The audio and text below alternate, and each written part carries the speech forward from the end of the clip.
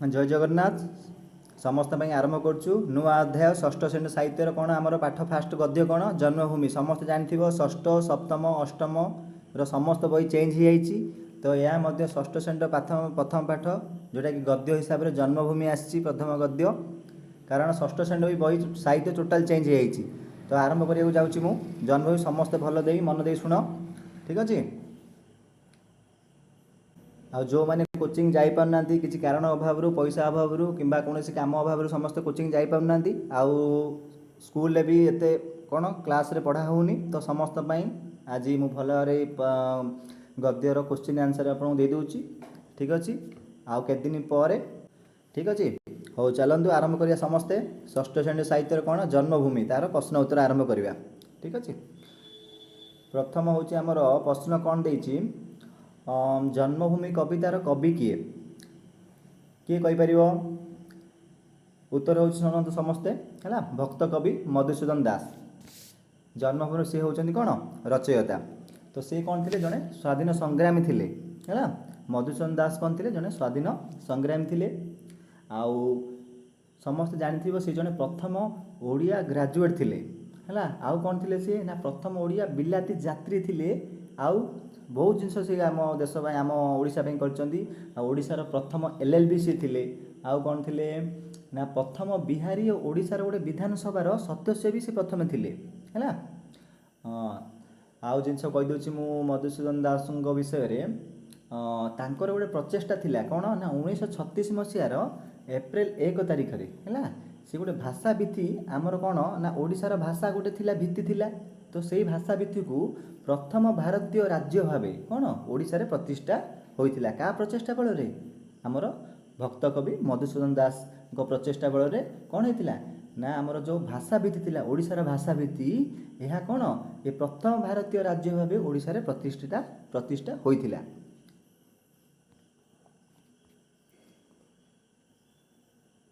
बुझिपाल समस्ते।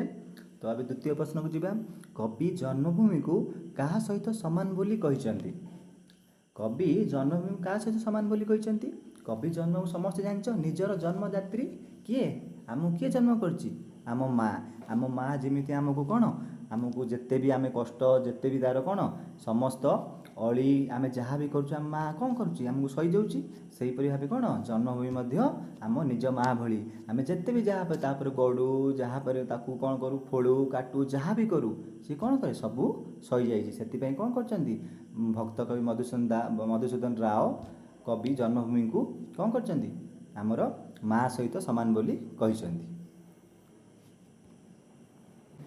ठीक अच्छे।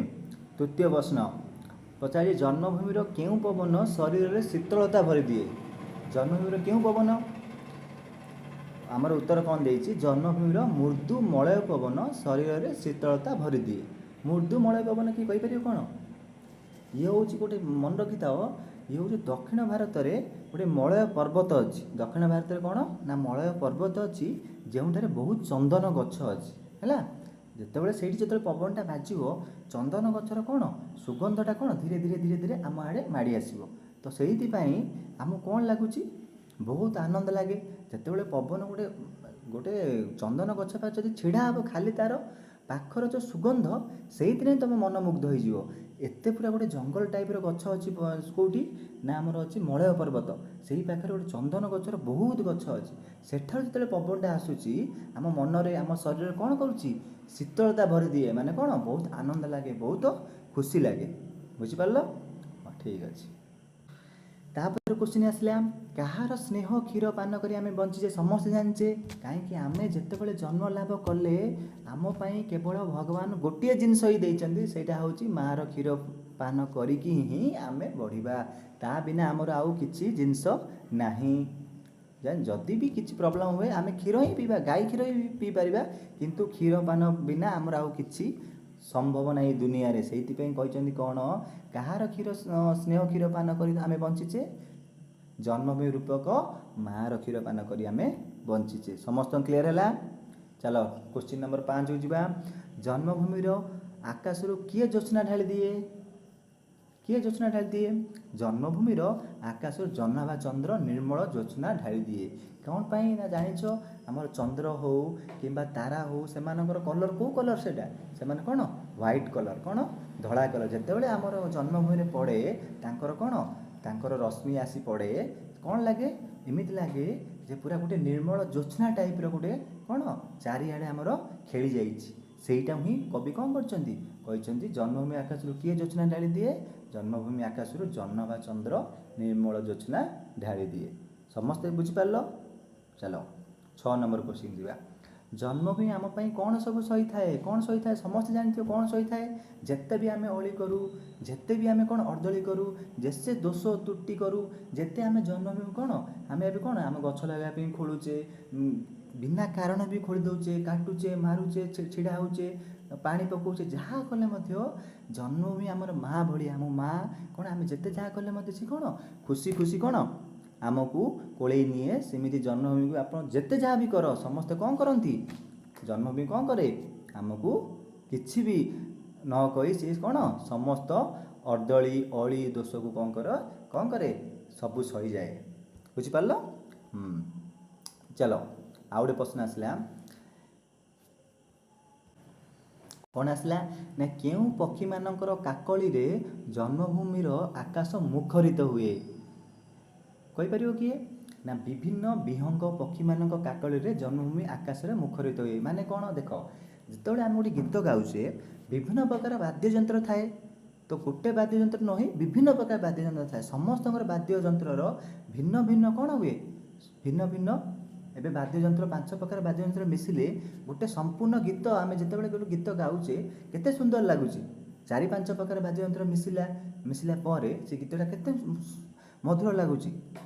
ଆମେ ଖାଲିରେ ଗାଇବା ଅପେକ୍ଷା ବାଦ୍ୟଯନ୍ତ୍ର ମିଶିକି ଗାଇବା ପରେ କିପରି ଲାଗୁଛି? ଏତେ ମଧୁର ଲାଗୁଛି। ସେହିପରି ଯେତେବେଳେ ଆକାଶରେ 10 ପ୍ରକାର 12 ପ୍ରକାର ପକ୍ଷୀମାନେ ଆସି ସେମାନଙ୍କ ନିଜ ନିଜର ମଧୁର ସ୍ୱରକୁ ଏକତ୍ରିତ ମିଶାଇକି ସମସ୍ତେ କ'ଣ କରନ୍ତି? ରାବନ୍ତି। ତ କ'ଣ ଲେଖାଏ? ଆକାଶ ପୁରା ମୁଖରିତ ହୋଇ ଉଠେ। କ'ଣ ହୁଏ? ଆକାଶ ପୁରା ମୁଖରିତ ହୋଇ ଉଠେ। ଯେପରି ତୁମକୁ ଏବେ ଏକ୍ଜାମ୍ପଲ୍ ଦେଲି, କିପରି ଗୋଟେ ଗୀତ ଗାଇଲେ କିପରି ସମ୍ପୂର୍ଣ୍ଣ ବାଦ୍ୟଯନ୍ତ୍ର ସହିତ ଗୀତ ଗାଇଲେ ଯେପରି ଲାଗେ, ସମ୍ପୂର୍ଣ୍ଣ ବିହଙ୍ଗ ପକ୍ଷୀମାନଙ୍କ କାକଳିରେ ଯେତେବେଳେ ଜନ୍ମଭୂମି କ'ଣ ହୁଏ? ଆକାଶ ଭଳି ଆକାଶ ମୁଖରିତ ହୁଏ। ବୁଝିପାରିଲ? ଚାଲ ପ୍ରଶ୍ନ ଆଉ ଯିବା। ଜନ୍ମଭୂମିର ସବୁଜ ଶସ୍ୟ କାହାର ହସ ପରି ପ୍ରତୀତ ହୁଏ? କହିପାରିବ? ଜନ୍ମଭୂମିର ସବୁଜ ଶସ୍ୟ ଧରିତ୍ର ମା'ର ହସ ପରି ପ୍ରତୀତ ହୁଏ। ମାନେ ଆମ ମା'ର କେବେ ହସ ଦେଖିଛନ୍ତି ପିଲାମାନେ? କେମିତି ନା ମା'କୁ ତମେ ଯେତେ ବି ମାର, ଯେତେ ବି ଗାଳି କର, ମା' କ'ଣ କରେ? ହସି ଦିଏ। ମୋ ପିଲା, ମୋ କ'ଣ ମୋ ଧନ କହିକି ସେ କ'ଣ ଏକ ହସ ଦିଏ, ଗୋଟେ ହସ ଦିଏ। ସେଇ ହସ, ସେଇ ଯେଉଁ ତା'ର କ'ଣ ପ୍ରତିମା ଆମେ ମୁହଁ ଯେତେବେଳେ ଦେଖିବା ଆମକୁ କେତେ ଖୁସି ଲାଗେ। ସେହିପରି ସେଥିପାଇଁ କବି କ'ଣ କହିଛନ୍ତି? ଜନ୍ମଭୂମିର ସବୁଜ ଶସ୍ୟ କାହାର ହସ ପରି ପ୍ରତୀତ ହୁଏ? ମା'ର ମୁଖ, ମା'ର ହସ ପରି ପ୍ରତୀତ ହୁଏ। କାହିଁ କେବେ ଧାନ ଗଛ ଦେଖିଛ? ଯେତେବେଳେ ଆମର ଏକ ମାନେ କ'ଣ କହିଲେ, ଯେତେବେଳେ ଆମର ଜମିରେ ଧାନ ଚାଷ କରାଯାଏ, ଯେତେବେଳେ ଧାନ ହୁଏ, ପବନ ଯେତେବେଳେ ଆସେ, ସେ ଧାନ ଗଛ ଦେଖିଛ ତା ଲହରିକି କେତେ ସୁନ୍ଦର ଦେଖାଯାଏ, ହସ ହସ ତାର ଚେହେରା ଦେଖାଯାଏ। ସେଇ ଟାଇପ୍ର ଏଠି କବି କାହା ସହିତ ତୁଳନା କରିଛନ୍ତି? ମା'ର ହସ ସହିତ ତୁଳନା କରିଛନ୍ତି। ବୁଝିପାରିଲ ସମସ୍ତେ? ଓକେ। ତାପରେ ପ୍ରଶ୍ନ ଅଛି କ'ଣ? ଦେଖନ୍ତୁ ଏଠି ଯେଉଁ କ୍ୱେଶ୍ଚିନ୍ ଗୁଡ଼ା 4, 5, 6, 7, 8 ଦେଇଛି, এইଗୁଡ଼ିକ କ'ଣ ଠିକ୍ରେ ଦିଆ ହେଇନି। ମୁଁ ଖାଲି କ୍ୱେଶ୍ଚିନ୍ ପଢ଼ି ଚାଲୁଛି, ତୁମେ କ୍ୱେଶ୍ଚିନ୍ ଆନ୍ସର୍ ବି କରୁଛି। ତୁମେ ନମ୍ବର ଛାଡ଼ିଦିଅ, କେବଳ କ୍ୱେଶ୍ଚିନ୍ ଆନ୍ସର୍ ବୁଝିବାକୁ ଚେଷ୍ଟା କର। ବୁଝିଲ? ଏଇଠି ନମ୍ବର ଗୁଡ଼ିକ ଟିକେ ଟିକେ ଭୁଲ ହେଇଯାଇଛି। ଠିକ୍ ଅଛି? ହଉ। କାହା କୋଳରେ ଆମେ ପ୍ରଥମେ ଆଖି ଖୋଲିଛେ? ଯେତେବେଳେ ତୁମେ ଜନ୍ମ ହେଲା ପରେ ଆସିକି ପହଞ୍ଚିଲ, କେଉଁଠି ଆସି ପହଞ୍ଚିଲ? ଏଇ ଜନ୍ମଭୂମିର କ'ଣ ପବିତ୍ର କୋଳରେ ଆସିକି ପହଞ୍ଚିଲ। ଆଉ ସେଇଠି ଖୋଲିକି କ'ଣ କାନ୍ଦିଲ? କୁଆଁ କୁଆଁ କାନ୍ଦିଛ ନା ନାହିଁ? କେଉଁଠି କାନ୍ଦିଛ? ଯେତେବେଳେ ତୁମେ ବାହାରେ ଆସିକି ଜନ୍ମଭୂମିର କୋଳରେ ଆସିକି ପହଞ୍ଚିଲ, ସେଇଠି ତୁମେ ପ୍ରଥମେ ଆଖି ଖୋଲିଛ, ହେଲା। ତାପରେ ଆସିଲା କ୍ୱେଶ୍ଚିନ୍ କ'ଣ? ଜନ୍ମଭୂମି ପ୍ରତି ଆମର କି ପ୍ରକାର ମନୋଭାବ ରହିବା ଉଚିତ? କେଉଁ ପ୍ରକାର ମନୋଭାବ ରହିବା ଉଚିତ? ଜନ୍ମଭୂମି ପ୍ରତି ଆମର କ'ଣ? ଆମର ଗଭୀର ଭକ୍ତି ରହିବା ଦରକାର। ଆଉ କ'ଣ ଦରକାର? ଶ୍ରଦ୍ଧା ରହିବା ଦରକାର। ଆଉ କ'ଣ? ସମ୍ମାନର ମନୋଭାବ ରହିବା ଅଛି, ସମ୍ମାନ କରିବା ଦରକାର, ଭକ୍ତି କରିବା ଦରକାର। କାହିଁକି? ସିଏ ହେଉଛି ଆମର ମା'। ଯେମିତି ଆମେ ଜନ୍ମ ହେବା ପରେ ଆମକୁ କିଏ ବଞ୍ଚାଇଥାଏ? ମା ହିଁ ବଞ୍ଚାଇଥାଏ। ତା କ୍ଷୀର ଖାଇ ଆମେ ବଞ୍ଚିଥାଏ। ତ ତାକୁ ଆମେ କ'ଣ କରିବା? ସିଏ ଯେତେବେଳେ ଯାଇ ଆମ ଜୀବନରେ ଅଛି, ତା ଜୀବନ ଆମର ଗଲା ପରେ ମଧ୍ୟ ମାଆକୁ କ'ଣ କରିବା? ସତ୍ ସତ୍ ପ୍ରଣାମ କରିବା। କାହିଁକି? ମା ଡାକ କେବଳ ଥରେ ହିଁ ଆମେ ଶୁଣିପାରିବା ଲାଇଫ୍ରେ, ଆଉ ଜୀବନରେ କେବେ ବି ଶୁଣିପାରିବା ନାହିଁ। ସେଥିପାଇଁ ଯେତେ ଦିନ ଯାଏ ମା ଅଛି ତାକୁ ସମ୍ମାନ କରିବା, ତାକୁ କ'ଣ କରିବା? ଭକ୍ତି କରିବା, ତାକୁ ଶ୍ରଦ୍ଧା କରିବା। ବୁଝିଲ ସମସ୍ତେ? ଠିକ୍ ଅଛି। ପ୍ରଶ୍ନ ଆସିଲା କ'ଣ? କବି ଜନ୍ମଭୂମିକୁ ସ୍ୱର୍ଗଠାରୁ କିପରି ବୋଲି କହିଛନ୍ତି? କିପରି ବୋଲି କହିଛନ୍ତି? କବି ଜନ୍ମଭୂମିକୁ ସ୍ୱର୍ଗଠାରୁ ମଧ୍ୟ ବଡ଼ କହିଛନ୍ତି। କାହିଁକି? ସ୍ୱର୍ଗ ଆମର ଯେତେ ଦୂର ବ୍ୟାପିଛି, ସ୍ୱର୍ଗ ଜାଣିଛ ବହୁତ ଦୂର ବ୍ୟାପିଛି, ମାନେ ତା'ର ସୀମା ନାହିଁ। ତାହାଠୁ ବି ବଡ଼ କିଏ? ଆମ ଜନ୍ମଭୂମି। ତାହାଠୁ ବି ବଡ଼ ଆମର ଜନ୍ମଭୂମି। ତେଣୁ କବି ଏଠାରେ କହିଛନ୍ତି ଜନ୍ମଭୂମି ସ୍ୱର୍ଗଠାରୁ ବି ବଡ଼। ଏଇଟା ସମସ୍ତେ ବୁଝିପାରିବ? ଚାଲ ପ୍ରଶ୍ନ ଆଉ ଯିବା। ଜନ୍ମଭୂମିର ମାଟି ଆମ ପାଇଁ କ'ଣ? କିଏ କହିପାରିବ? ଆଚ୍ଛା, ତୁମେ କେବେ ଗାଧୋଇ ସାରିଲା ପରେ ହେଲା, ଯେତେବେଳେ ଛୋଟ ପିଲା ଥିଲ କି ଏବେ ବି ମା ଆସନ୍ତି କ'ଣ କରନ୍ତି? 3ଟି ଆଙ୍ଗୁଠିରେ ତୁମକୁ ଚନ୍ଦନ ଲଗାଇ ଦିଅନ୍ତି। କାହିଁକି? ଚନ୍ଦନ ଏଇପରି ଗୋଟେ ଜିନିଷ, ତୁମେ ଯେତେବେଳେ ଘରୁ ବାହାରିବ, ଏ ଚନ୍ଦନ କ'ଣ ନା ଏମିତି ଗୋଟେ ଜିନିଷ, ଯେତେବେଳେ ତୁମେ ଘରୁ ଏଇଟା ଲଗେଇକି ବାହାରିବ, ସମସ୍ତ କାର୍ଯ୍ୟ ତୁମର ସଫଳ ହେବ। ଆଉ ତୁମକୁ ପୁରା ଫ୍ରେଶ୍ ଲାଗିବ। ଏମିତି ଲାଗିବ ଯେ ହଁ, ମୁଁ କିଛି ଗୋଟେ କାମ କରିବାକୁ ଆସିଛି, ଆଉ ଜୟ କରିକି ଯିବି। ଏଇ ଟାଇପ୍ର ଲାଗେ ନା ନାହିଁ ଚନ୍ଦନ ଲଗେଇଛ? ସେଇ ଟାଇପ୍ର କ'ଣ କହିଛନ୍ତି ନା ଜନ୍ମ ମାଟି ଆମ ପାଇଁ କ'ଣ? ଏକ ପବିତ୍ର ଚନ୍ଦନ ସମ୍ମାନ। ଏକ ପବିତ୍ର ଚନ୍ଦନ ସମାନ। ଚନ୍ଦନ ଯେତିକି ତା'ର ପ୍ରକୃତି ଅଛି, ତାକୁ ଲଗାଇଲା ପରେ ଆମକୁ ଯେଉଁ ଟାଇପ୍ର କ'ଣ ଉତ୍ସାହ ଲାଗେ, ତାକୁ କାହା ସହିତ ତୁଳନା କରାହେଇଛି? ନା ଜନ୍ମଭୂମିର ମାଟି ସହିତ ତୁଳନା କରିଛି। ମାଟିକି ଯଦି ତୁମେ ଆଣିକି କ'ଣ କରିବ?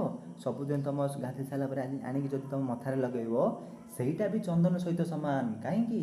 ମାଟି ମାଆର ମାଟିକି ଆଣି ତୁମେ ଯଦି ମଥାରେ ଲଗାଇବ, ତୁମେ ସବୁ କ୍ଷେତ୍ରରେ ଆଗେଇ ଚାଲିବ। ଆଉ ତୁମକୁ କ'ଣ ଏହିପରି କୌଣସି ଲୋକ ନାହିଁ, କୌଣସି ଶକ୍ତି ନାହିଁ ତୁମକୁ ତା ମାଟି ମା ଆଗରେ କି ତୁମ ଆଗରେ ଆସି ଛିଡ଼ା ହେଇପାରିବ। ବୁଝିଲ? ଆଉ କ'ଣ ପଚାରିଛି? କାହାର କଲବଲ ଶବ୍ଦରେ ଜନ୍ମଭୂମିର ବଡ଼ ପାହାଡ଼ ଶୁଭେ? ବଣ ପାହାଡ଼ ଶୁଭେ? କାହାର କଲବଲ ଶବ୍ଦରେ? ସେଇଟା କଲବଲ ଲେଖା ହେଇଛି। କ'ଣ ସେଇଟା? କଲବଲ ନାହିଁ ହେଲା, ସେଇଟା କ'ଣ? କଳକଳ ନାଦ। କଳକଳ ନାଦ କାହାର? ଦେଖିଛ ଯେତେବେଳେ ପାହାଡ଼ରୁ କ'ଣ ହୁଏ? ପାହାଡ଼ରୁ ଯେତେବେଳେ ପାଣି ଖସେ, ଯେତେବେଳେ ଝରଣା ଆସେ, ଗୋଟେ ସାଉଣ୍ଡ ଶୁଭେ। ଜାଣିଛ?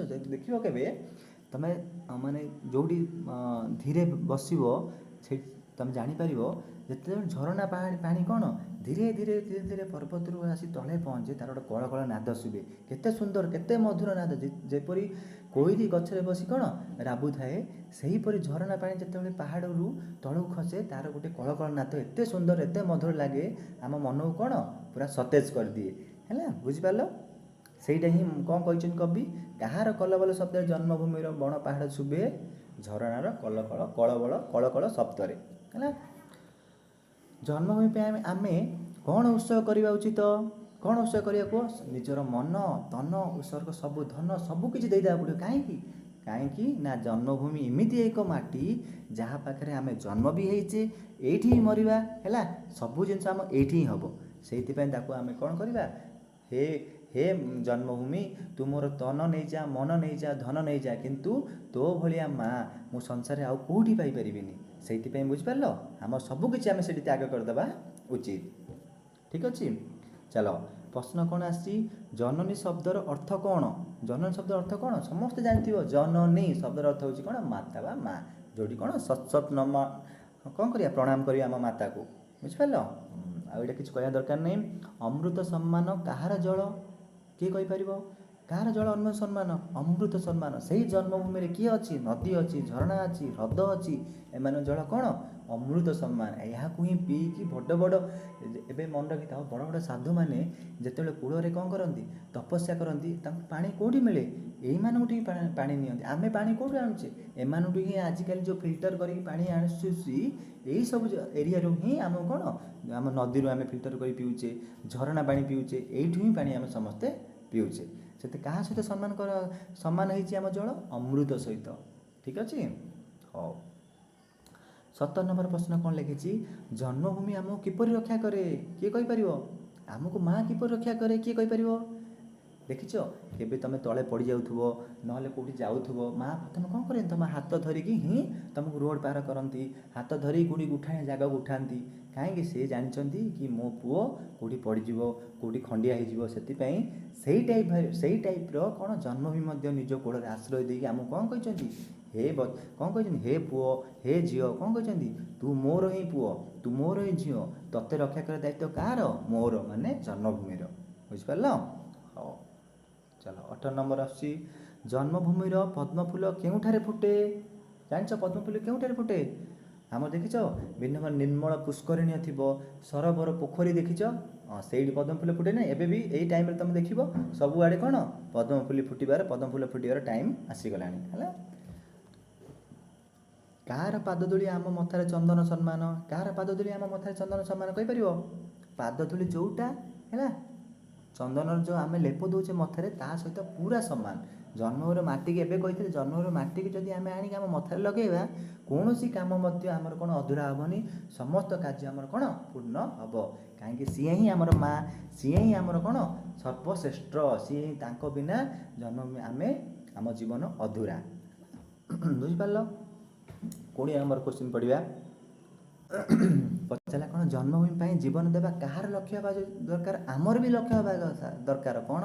ଆମେ ହେଉଛି ତାର ସୁପୁତ୍ର ହେଲା।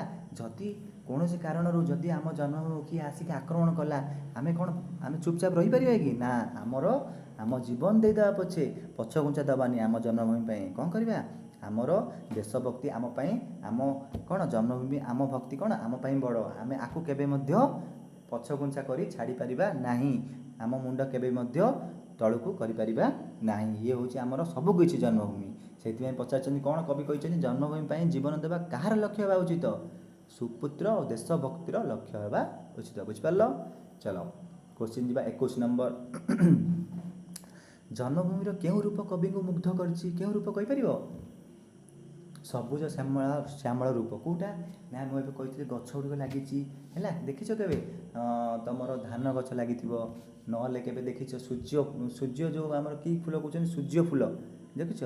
ହଁ, ସେଇ ଫୁଲ ଗୁଡ଼ିକ ଯେଉଁଥିରେ ଆମର କ'ଣ ହେଉଛି, ତେଲ ହେଉଛି ରିଫାଇନ୍ ତେଲ। ଦେଖିଛ କେବେ? କେତେ ସୁନ୍ଦର ଦେଖାଯାଉଛି ଯେତେବେଳେ ପବନ ହେବ, ଏପରି ଲାଗୁଛି ଯେତେବେଳେ ସମୁଦ୍ରର ପାଣି କ'ଣ ଲହର ମାରୁଛି, ଦେଖିଛ? ସେହି ଟାଇପ୍ର ଲାଗୁଛି। ସେଇଥିପାଇଁ ମୁଗ୍ଧ କେଉଁଟା କରିଛି କବିଙ୍କୁ? କାହା ରୂପ ମୁଗ୍ଧ କରିଛି? ପ୍ରାକୃତିକ ସୌନ୍ଦର୍ଯ୍ୟ, ସବୁଜ ଶ୍ୟାମଳା ରୂପକୁ କ'ଣ କରିଛି? ମୁଗ୍ଧ କରିଛି ଜନ୍ମଭୂମିର କବିଙ୍କୁ ହେଲା। ଆଉ କ'ଣ? ଜନ୍ମଭୂମିର ବଣ ଜଙ୍ଗଲ କାହିଁକି ସୁନ୍ଦର ଦେଖାଯାଏ? ଦେଖିଛ ବଣ ଜଙ୍ଗଲରେ କେତେ ପ୍ରକାର ଫୁଲ ପତ୍ର ଗୁଡ଼ିକ ଦେଖିଥିବ, ବହୁତ ଭେରାଇଟିର ପତ୍ର ଅଛି, କେତେ ଫୁଲ ଅଛି, କେତେ ସୁଗନ୍ଧ।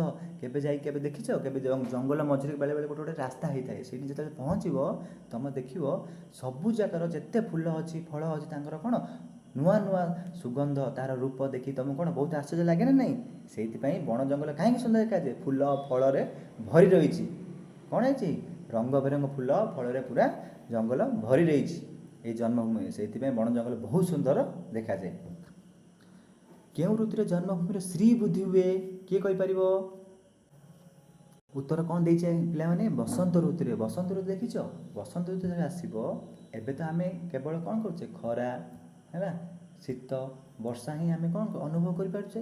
କିନ୍ତୁ ବସନ୍ତ ଋତୁ ବି ବେଳେବେଳେ କ'ଣ କରେ, ଆମକୁ କିଛି ଅନୁଭବ କରିକି ଛାଡ଼ିଦିଏ। କ'ଣ ନା ପତ୍ର ଝଡ଼ା ଦିଏ, ନୂଆ ନୂଆ ପତ୍ର ଆସେ ହେଲା, ଗଛ ଗୁଡ଼ିକ କ'ଣ କେତେ ସୁନ୍ଦର ଦେଖାଯାଏ। ସେଇଟା କ'ଣ ବୃଦ୍ଧି ହୁଏ? ଆମ ଜନ୍ମଭୂମିର କ'ଣ ଶ୍ରୀ ବୃଦ୍ଧି ହୁଏ। ଆମକୁ ଦେଖିପାରିବେ ଆମ ଜନ୍ମଭୂମି କ'ଣ ଆହୁରି ବହୁତ ଭଲ ଲାଗେ ହେଲା। ଚାଲ ନେକ୍ସଟ କ୍ୱେଶ୍ଚିନ୍ କ'ଣ ଆସିଲା? ଜନ୍ମଭୂମିକୁ ଭଲ ପାଇବା କି ପ୍ରକାର ଗୁଣ? କ'ଣ? ଯଦି ଆମେ ଜନ୍ମଭୂମିକୁ ଭଲ ପାଇବା, ଏହା ଗୋଟେ କି ଗୁଣ? ଅପବିତ୍ର ଗୁଣ କି? ନାହିଁ, ଏହା ହେଉଛି ପବିତ୍ରତା ଗୁଣ। ଏହା ଏକ ମହାନ ଗୁଣ। କାରଣ ଜନ୍ମଭୂମିକୁ ଭଲ ପାଇବା ସମସ୍ତଙ୍କ ପାଖରେ କ'ଣ, ଏଇଟା ଗୋଟେ କାଠିକର ପାଠ। ସମସ୍ତଙ୍କ ପାଖରେ ସମସ୍ତେ ଏହାକୁ ଭଲ ପାଇପାରିବେନି। ଯେଉଁମାନେ କ'ଣ କରିଛନ୍ତି, ଜନ୍ମଭୂମିକୁ ଭଲ ପାଇଛନ୍ତି, ଜନ୍ମଭୂମି ପାଇଁ ପ୍ରାଣ ଦେଇଛନ୍ତି, ସେମାନଙ୍କ ନାଁ ଦେଖିଛ ଅମର ହେଇଯାଇଛି। ସେଥିପାଇଁ ଆମେ ସମସ୍ତେ କ'ଣ ଜନ୍ମଭୂମିକୁ ଭଲ ପାଇବା ଉଚିତ। ଏହା ଗୋଟେ କ'ଣ, ଏକ ଭଲ ଗୁଣ ହେଲା। ବୀର ପ୍ରସବିନ କାହାକୁ କୁହାଯାଇଛି? ବୀର ପ୍ରସବିନୀ ମାନେ କ'ଣ ଜାଣିଛ? ଆମର ଏଇ ଜନ୍ମଭୂମିରେ ଅନେକ ବୀର ସନ୍ତାନ ଜନ୍ମ ହେଇଛନ୍ତି, ଜାଣିଛ? ବହୁତ ବୀର, ମହାତ୍ମା ଗାନ୍ଧୀରୁ ଆରମ୍ଭ କରି ସୁଭାଷ ଚନ୍ଦ୍ର ବୋଷ ଯାଏଁ ଏତେ ବଡ଼ ବଡ଼ ବୀର ଆମ ଦେଶକୁ, ଆମ ଦେଶ ପାଇଁ, ଆମ ମାଟି ପାଇଁ କ'ଣ କରିଛନ୍ତି? କ'ଣ ନିଜର ମନ ତ୍ୟାଗ ଶରୀର ସବୁକିଛି ଦେଇ ଦେଇଛନ୍ତି, କେବେ ବି ପଛଘୁଞ୍ଚା ଦେଇନାହାନ୍ତି। ତ ଆମେ ସେମାନଙ୍କଠୁ ଶିଖି ଆମେ ମଧ୍ୟ କ'ଣ କରିବା, ପ୍ରଣାମ କରିବା କି ହଁ ଆମେ ମଧ୍ୟ ଜନ୍ମଭୂମି ପାଇଁ କିଛି ନା କିଛି କରିକି ଏଇ ସଂସାରରୁ ଯିବା। ହେଲା, ପ୍ରଶ୍ନ ଆସିଲା କ'ଣ, ଜନ୍ମଭୂମିରେ କୋଳରେ କିଏ ଖେଳେ କହିପାରିବ? ଆମେମାନେ କି ଆମେ ସନ୍ତାନ, ହେଲା, ପୁଅ ଝିଅ ସମସ୍ତେ କ'ଣ ଆମେ ସନ୍ତାନ, ଆମେ ତା ଉପରେ ଖେଳୁ, କ'ଣ କରୁ, ଖେଳୁ ଶୋଉ, ଯାହା କଲେ ମଧ୍ୟ ଜନ୍ମଭୂମି ସବୁବେଳେ କ'ଣ ଖୁସି ଖୁସିରେ ଆମକୁ କୋଳେଇ ନିଏ। କାହାର ଗୀତରେ ଜନ୍ମଭୂମି ଶାନ୍ତି ପାଏ କହିପାରିବ? କହିଥିଲି ଏବେ, ପକ୍ଷୀଙ୍କ କାକଳି, ଆଉ କ'ଣ ମନ୍ଦ ପବନର ଶବ୍ଦରେ। କ'ଣ ପକ୍ଷୀଙ୍କ କାକଳି, କ'ଣ ସମସ୍ତଙ୍କର ରାବ ଅଲଗା ଅଲଗା ରୁହେ।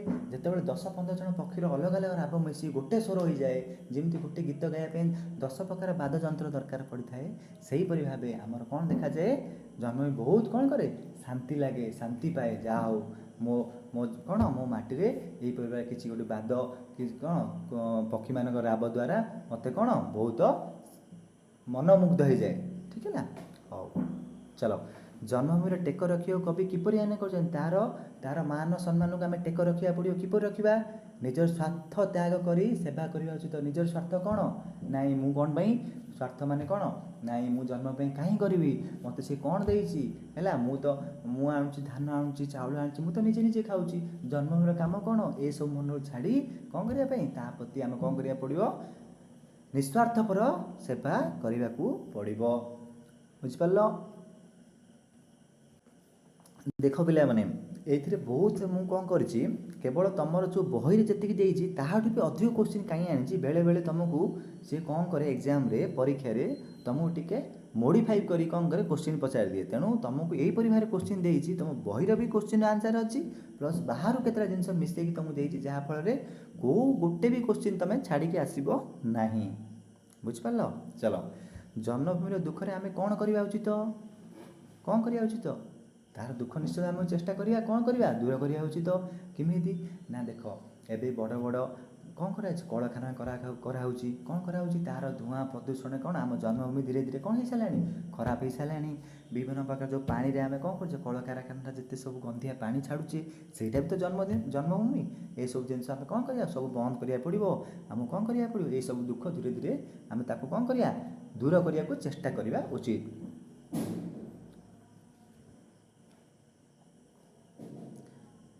ଜନ୍ମଭୂମିକୁ ମା ବୋଲି କାହିଁକି କୁହାଯାଏ, କିଏ କହିପାରିବ?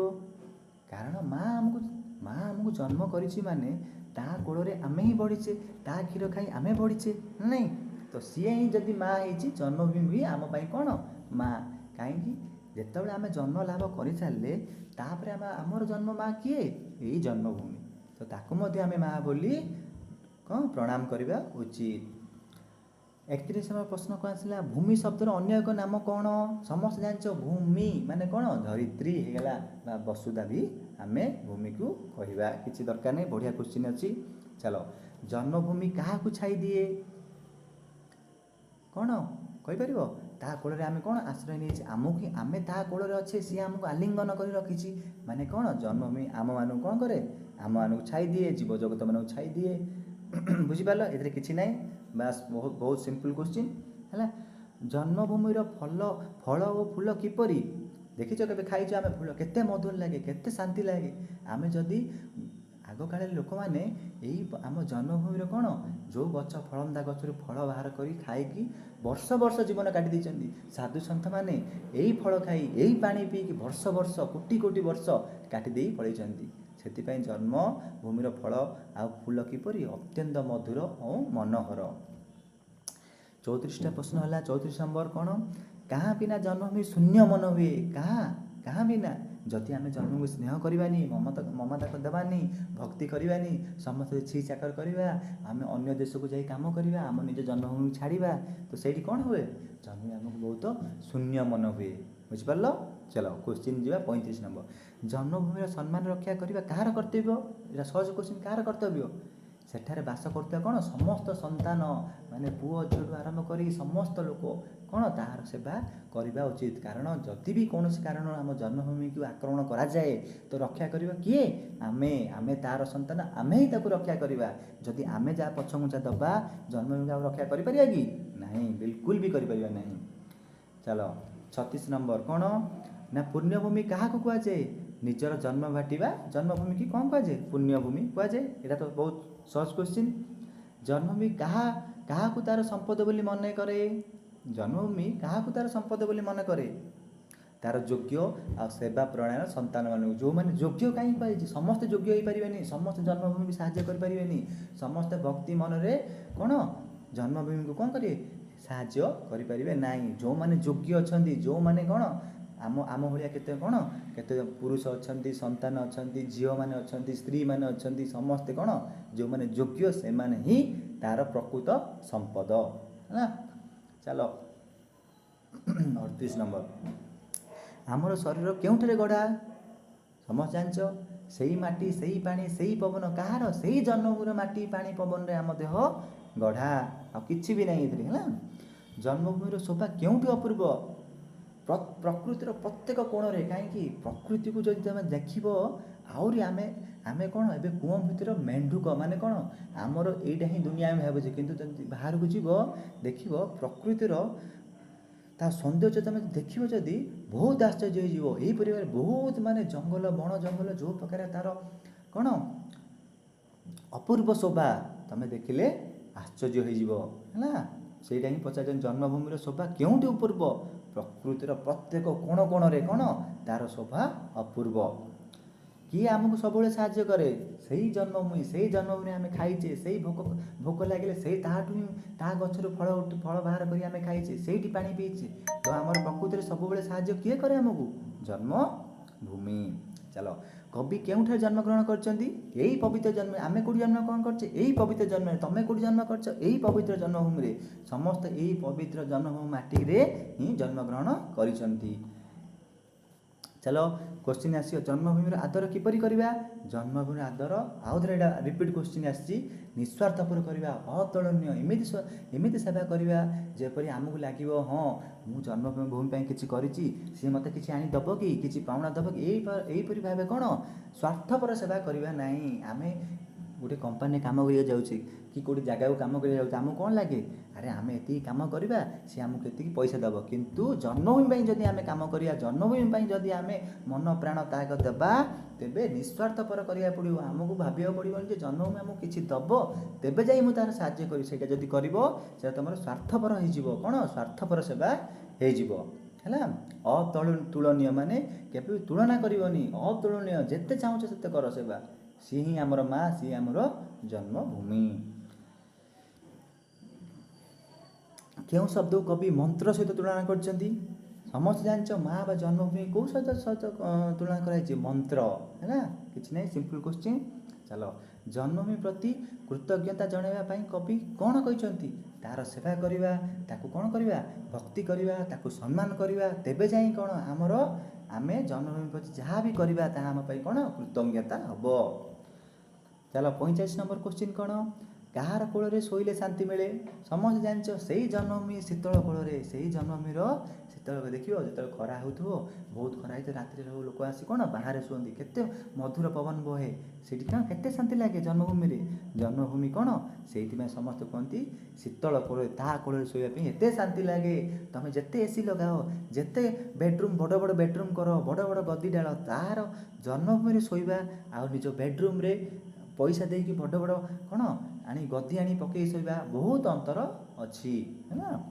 प्रश्न जन्मभूमि आकाश में किए हुई थाए समस्त जानच किए हुई थाए से चंद्र से तारा से सूर्य समस्ते कौन जन्मभूमि की आलुओ दियंती तार आलुओ कौन सारा जन्मभूमि कौन हुए भूमिटा कौन हुए आलोकित होता है बुझिपाल सब पिला। 47 नंबर क्वेश्चन आसवा जन्मभूमि किए गर्व अनुभव करे प्रत्येक सचेतन देशभक्ति संतान बुझिपाल सचेतन थी दरकार कि आम देशपाई किसी करूँ है चाहे जी भी आसुअछि किंतु देशपाई कि जन्मभूमि आमको किसी करार अच्छी तो निश्चित भाव हो पार सचेतन थी दरकार आम कौन देशभक्तिर संतान मान सम्मान थी दरकार भक्ति थी दरकार तेबे जाई आम निज गर्व अनुभव करवा हाँ आम देशपाई किसी कलु आम मातृभूमि किसी कलु आम माँ किसी कलु। प्रश्न आसला कवि क्यों सुख को तुच्छ मन कर माने तुच्छ माने कौन ନିଜକୁ ଧିକ୍ କରିଛନ୍ତି, କହିଛନ୍ତି ଏଇପରି ଯଦି କରିବ ଜନ୍ମଭୂମି କେବେ ତୁମକୁ କ୍ଷମା କରିବ ନାହିଁ। କ'ଣ ନା ଜନ୍ମଭୂମି ସେବା ଆଗରେ ନିଜର ବ୍ୟକ୍ତିଗତ ସୁଖକୁ, ବ୍ୟକ୍ତିଗତ ସୁଖ କ'ଣ ଆମ ଘର କରିବା ପାଇଁ ମାଟି କ'ଣ କରିବା, ଆମେ ଗୋଟେ ପୋଖରୀ କରୁଛେ, ଘର କରୁଛେ, ଖୋଳିବାକୁ ପଡ଼ୁଛି, ଖୋଳାଖୋଳି କରିକି ତାକୁ ବାହାର କରିକି ସେଇଥିରେ କ'ଣ କରାଯାଏ, ସିମେଣ୍ଟ ଦିଆଯାଏ, କଂକ୍ରିଟ୍ ଦିଆଯାଏ, ପୋଖରୀ କରିବା ବଡ଼ ବଡ଼ ଗାତ କରାଯାଏ। ଏହାଫଳରେ କ'ଣ ଏଇଟା ହେଉଛି ନିଜର ବ୍ୟକ୍ତିଗତ ସୁଖ, ନିଜର ସୁଖ, ନିଜ ପଇସା କମେଇବା, ମାଛ ଚାଷ କରାଯାଏ, କେଉଁଠି ଘର ତିଆରି କରାଯାଏ, ନିଜର କ'ଣ ଏଇଟା ବ୍ୟକ୍ତିଗତ ମାନେ ନିଜର ସୁଖ ପାଇଁ ଆମେ ଜନ୍ମଭୂମି କ'ଣ କରୁଛେ, କାଟିବାକୁ ପଡ଼ୁଛି, ଖୋଳିବାକୁ ପଡ଼ୁଛି, ସେଇଥିରେ ଆମେ କବି କ'ଣ କରିଛନ୍ତି, ତୁଚ୍ଛ ମନ କରିଛନ୍ତି। ଚାଲ କ୍ୱେଶ୍ଚିନ୍ ନମ୍ବର 49 କ'ଣ, ଜନ୍ମଭୂମିର କଲ୍ୟାଣ ପାଇଁ କ'ଣ ଦରକାର, ସମସ୍ତ ମଧ୍ୟରେ ଏକତା ଥିବା ଦରକାର। କ'ଣ ଏକତାର ହିଁ ବଳ, ଯଦି ସମସ୍ତେ ମିଶି କୌଣସି କାମ କରିବା ନିଶ୍ଚିତ ଭାବରେ ଆମ ଜନ୍ମଭୂମି ପାଇଁ କ'ଣ ଆମେ ଜନ୍ମଭୂମିକୁ କ'ଣ ଠିକ୍ରେ ଆମେ ମନୋନୀତ କରିପାରିବା, ଭଲ ପାଇପାରିବା। ଏବେ ଦେଖ, ଏବେ ଗୋଟେ କାଠ, ଗୋଟେ କପ ଶୁଣିଥିବ, ଗୋଟେ କାଠ ଯେତେବେଳେ ଜଣକୁ ଦିଆଗଲା ସେ ଭାଙ୍ଗିଦେଲା, ଦୁଇଟା କାଠ ଯେତେବେଳେ ଦିଆହେଲା ସେ ଭାଙ୍ଗିଦେଲା, ତିନିଟା କାଠ ଯେତେବେଳେ ଦିଆହେଲା ଭାଙ୍ଗିଦେଲା, ଯେତେବେଳେ 10-15ଟା କାଠ ଏକାଠି ମିଶାଇ ଦିଆହେଲା କ'ଣ ଜଣେ ଭାଙ୍ଗିପାରିଲା ନାହିଁ। ତା'ର ଅର୍ଥ କ'ଣ ଏକତାର ବଳ, ସମସ୍ତେ ମିଶି ଯଦି କୌଣସି କାମ କରିବା ଜନ୍ମଭୂମି ପାଇଁ ନିଶ୍ଚିତ ଭାବରେ କ'ଣ ହେବ, ସମ୍ଭବ ହେବ। ଲାଷ୍ଟ କ୍ୱେଶ୍ଚିନ୍ ଆସିଲା, ଜନ୍ମଭୂମି କବିତାରୁ ଆମେ କ'ଣ କି ଶିକ୍ଷା ପାଉ କହିପାରିବ, ଦେଶପ୍ରେମ। ଆମର ଦେଖିଛ ମହାତ୍ମା ଗାନ୍ଧୀ ହଉ, ସୁଭାଷ ଚନ୍ଦ୍ର ବୋଷ ହଉ, ଦେଶ ପାଇଁ କ'ଣ ବଳିଦାନ କରିନାହାନ୍ତି, ସେଇ ଦେଶପ୍ରେମ ଆମକୁ ଶିକ୍ଷା ପାଉ। ଆଉ କ'ଣ ମାତୃଭୂମି ପ୍ରତି ମମତା ପାଉ, ତା'ର ସେବା କରିବାର ଶିକ୍ଷା ପାଉ। ଆମକୁ କ'ଣ ଲାଗେ, ଆମେ ଏଇ ଯେଉଁ ଦେଶବାସୀ ଯାହା କରିଚାଲିଛନ୍ତି ତାଙ୍କର ଯଦି ତାଙ୍କ ରାସ୍ତା ଆମେ ଯଦି କ'ଣ ଅନୁସରଣ କରିବା, ଆମକୁ ଦିନେ ଦିନେ ଲାଗିବ, ଯଦି ସେମାନେ କରିପାରିଲେ ତ ଆମେ ମଧ୍ୟ ଜନ୍ମଭୂମି କିଛି କରିପାରିବା, ଆମ ଦେଶକୁ, ଆମ ଜନ୍ମଭୂମିକୁ ରକ୍ଷା କରିବା। ବୁଝିପାରିଲ ପିଲାମାନେ, 50ଟା କ୍ୱେଶ୍ଚିନ୍ ଦେଇଛି, ସମସ୍ତ କ୍ୱେଶ୍ଚିନ୍ ଭଲ ଭାବରେ ବୁଝେଇ ଦେଇଛି ହେଲା। ଆଉ ଯେଉଁମାନଙ୍କୁ ଦରକାର କି ନାଇଁ ସାର୍ ଆମେ 50ଟା କ୍ୱେଶ୍ଚିନ୍ ବି ପଢ଼ିଛୁ, ବହୁତ ଭଲ ଲାଗୁଛି, ଆମକୁ ଯେଉଁ ଅଛି ଗଦ୍ୟର ଜନ୍ମଭୂମି ପାଠ ତାକୁ ବି ଟିକେ ବୁଝେଇ ଦିଅନ୍ତୁ, ସେଇଟା ବି ନିଶ୍ଚିତ ଭାବରେ ମୁଁ ତୁମକୁ ଭିଡ଼ିଓ କରିକି ଦେଇଦେବି, ସମସ୍ତେ ବୁଝିବ। ଯେଉଁ ପିଲା କୋଚିଂ ଯାଉଛି, କୋଚିଂ ନ ଯାଉଛି, ଆମ କୋଚିଂ ହେଉଛି ଦକ୍ଷକଳା କୋଚିଂ, ଯେଉଁ ପିଲା ଆସୁଛନ୍ତି ସମସ୍ତ ପାଇଁ ଏଇ ଭିଡ଼ିଓ, ସମସ୍ତ ପାଇଁ ଏଇ ଭିଡ଼ିଓ ପଢ଼, ନିଶ୍ଚିତ ଭାବରେ ଭଲ ମାର୍କ ଆସିବ, ଗୋଟେ ବି ମାର୍କ ତୁମେ ଛାଡ଼ିକି ଆସିବ ନାହିଁ ପରୀକ୍ଷାରେ। ବୁଝିପାରିଲ, ସମସ୍ତଙ୍କୁ ଜୟ ଜଗନ୍ନାଥ, ନମସ୍କାର।